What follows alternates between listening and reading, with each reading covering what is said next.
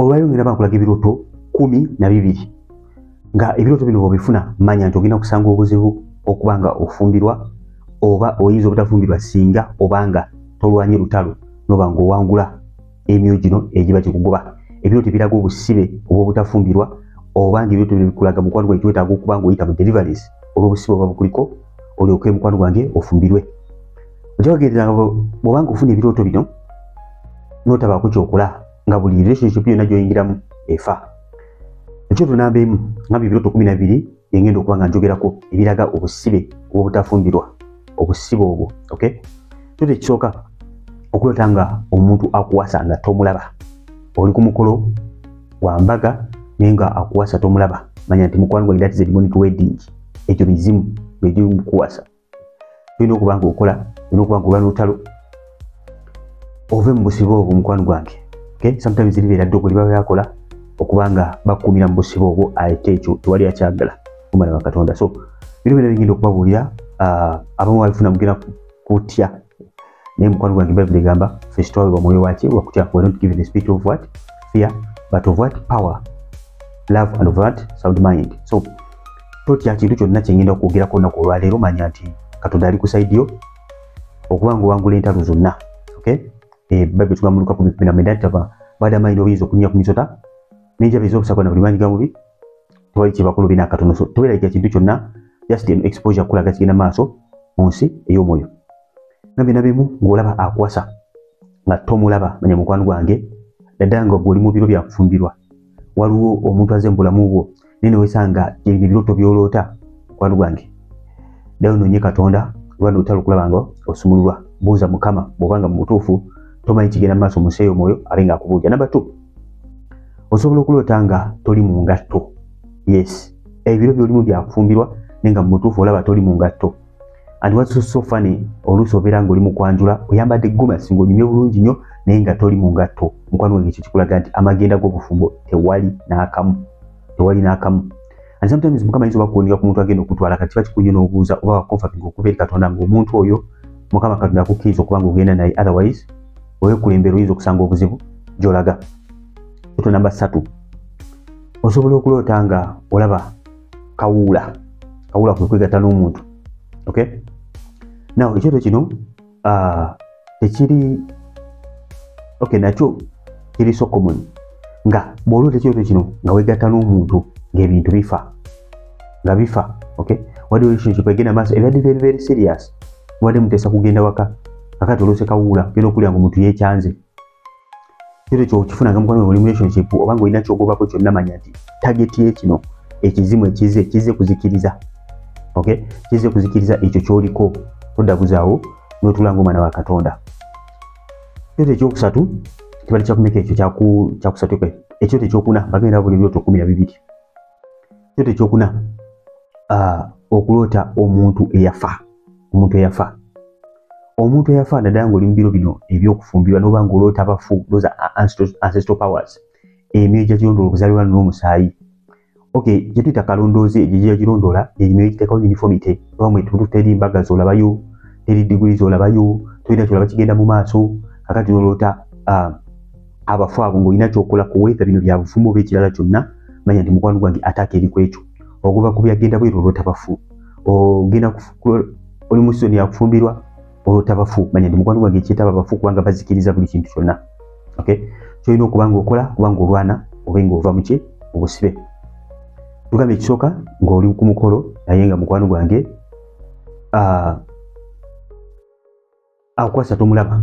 Namba 2 ne tugamba nti okuloota nga toli mu ngatto, okuloota nga oloota abafu, osobola okuloota nga oluusi oli ku mukolo naye nga olindirira abantu tobalaba. Waliwo enjawulo okuba nga akukwasa tomulaba olidde ninga ku mukolo kugenda mu maaso naye waliwo n'ekyalo okuba nga olindirira omuntu ku mukolo oba mulindirira abako naye nga temukola ki, temubalaba, abako nga tebajja. Okay, eyo indicate ekulagirawo ebintu ebigenda okufaanana mu nsi ey'omwoyo Mukama baakulaga. Tulina okuba ng'okola kubanga olwana olutalo ng'owangula. Namba 5, bw'oloota ng'ogenda mu period. Ekyoto kya period nakola video nga nnyonnyola ku kyoto kino ekya periods. Kyambulako nnyo obusibe bw'obutafumbirwa, kyambulako nnyo kawuula, kyambulako nnyo ekidibo. ekidibo ekyoto kya periods nobanga oli mufumbo nobeera ng'otta ekyoto kino ogenda kudiba maaso g'omwami wo naye nga takyakulabawo. So otta ekyoto kino ekya period ng'oli mu biro byakufumbirwa olina byogobako oluta ekyoto kino manya nti mukwano gwange eno attack eze okubanga ezikiriza eyita ekidibo ku bulamu bwo ekyo mutuufu tewali akyagala. Osobola okulota nga mugenda ku mukolo kigenda kubeera namba 6 ogenda ku mukolo naye ne musanga hindrances mu kkubo oba poliisi ne bayimiriza motoka neefiira mu kkubo nosanga hindrances ezikulemesa okuba ng'otuuka gy'olaga ne babikuziyiza mukwano gwange ebyo bikuziyiza obeera physically mu kirooto nimanya nti mukwano gwange ebiri mu nsi ya mwoyo egyo myoyo egiri mu kubanga giwana okubanga giziyiza amagenda go. So toyagala kubanga olaba ekyoto ekyo ate n'osigala awo n'otunula butunuzi olina okuba ng'oyimirira okuba ng'olwa n'otalo ng'omwana wa Katonda. Bw'oba ng'oli mupya wano subscribing okone kade onakikola ekyo buli lwenatekanga nti video kyakubanga ofuna notification jabeera omu ku abasooka okufuna notification obeere omu ku abasooka okufuna videos zeteeka almost buli lunaku.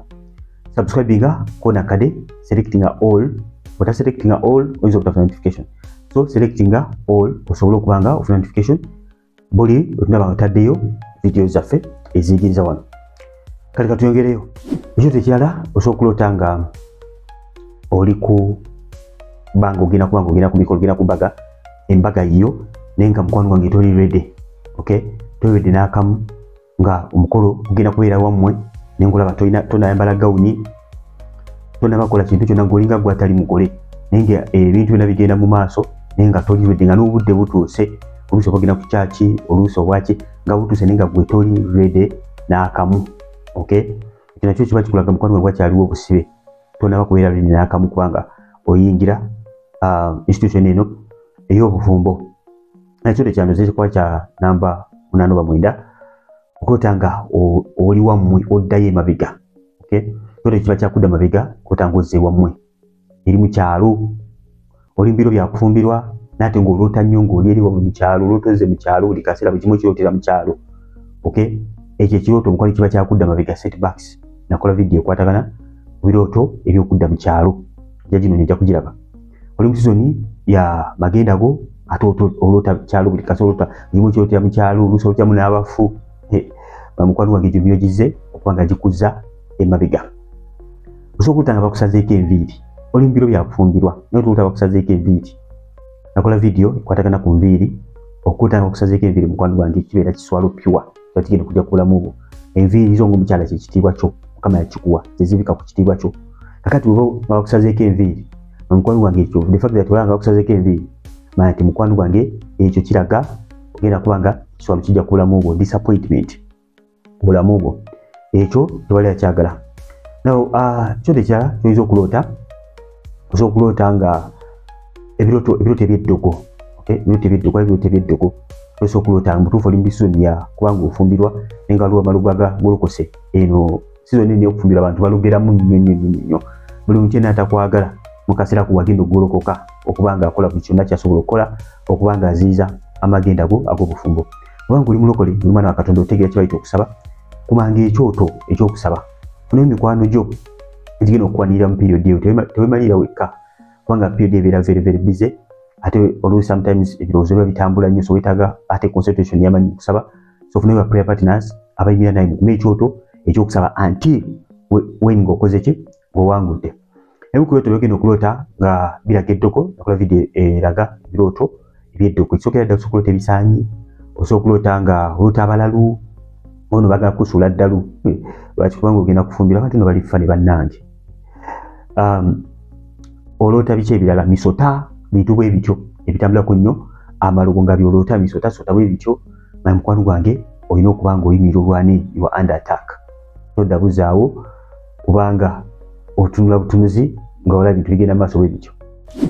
Naw n'ekisembayo osobola okulota nga olaba ofumbirwa omuntu ali so funny. Okay, oluusi omuntu gw'ogenda ofumbirwa omumanyi bulungi nnyo muli mu courtship naye ng'ogenda okulota mu kyoto ng'oli ku mbaga naye nga si oyo ng'ofumbirwa olusajja luli awo terutegeerekeka olukazi luli awo terutegeerekeka. Manya nti mukwano gwange egyo myoyo egyo misambu egyo mizimu gy'oli mu kubanga ofumbirigana nagyo yagala okuba nga gikukwatira mu ndagaano gyagyo ate omala okulota ebirooto ng'ebyo nga biri byonna bikola ki nga bifa. Okay, bw'ota ebirooto nga bino byonna byenjogeddeku wammanga ebirooto 12 biweddeyo ebirooto ebyo bw'obiroota olota ekimu ku byo mukwano gwange toggwamu maanyi kubagwiza obulala n'oggwamu amaanyi toggwamu maanyi naye manya nti waliwo olutalo lw'okulwana mpaka ng'osomose tugambe nabbeebu osobola okuloota nga oli ku mukolo naye nga obutuufu abako tebajja tobalaba tugambe ekyokubiri osobola okuloota nga akuwasa ate tomulaba ekyokusatu tugamba osobola okuloota nga toli mu ngatto magenda tewali tugamba kwekyo Mukama Katonda asobola okuba nga akuwoninga ku muntu oyo tugamba ekyokuna osobola okuloota nga oloota ku malogo osobola okuloota kawuula osobola okuloota omuntu eyafa osobola okuloota hindrances mukubo mu lugendo olubadde mugenda ku mbaga osanga hindrances osobola okuloota nga oli mu periods osobola okuloota nga ozeeyo mu kyalo ewammwe odaddayo mu kyalo okuloota nga bakusazeeko enviiri okuloota nga olukuwasa waliwo olusajja olukuwasa olukazi olukuwasa nga totegeera okuloota nga teweeteeseteese ndowooza ne kawuula namwogeddeko okuloota kawuula birooto ebyamalogo nabyo nabyogeddeko so ebyo bimu ku birooto byinza okuba nga oloota ate noddabuza okutunula so neekuyitako buli kyenjogeddeko kyonna osobola okuba n'olutalo n'owangula n'ofuuka omu ku bawanguzi abawangudde ebintu nga bino kale mikwano munzikirize mberekereze kavidiyo akaddawo kayinza okuba nga ngenda kulaga ebirooto ebiraga omwagalwa omutuufu kona wano waggulu awo nyini w'ensonzi kona waggulu ojja kulaba akavidiyo akalaga omwagalwa omutuufu ebirooto ebiraga omwagalwa omutuufu bangi mwagala okuba nitegeera omuntu omutuufu kona wano waggulu ojja kuba nga laka vidiyo kuba nga olipya subscribinga okuwa kade onakikola ekyo onateekanga obedde vidiyo ojja kuba nga ofuna notification oleme okuba nga oyitibwako vidiyo zonna zetukola kale Brother Stephen kwa Chosen Generation era bulungi mwelaba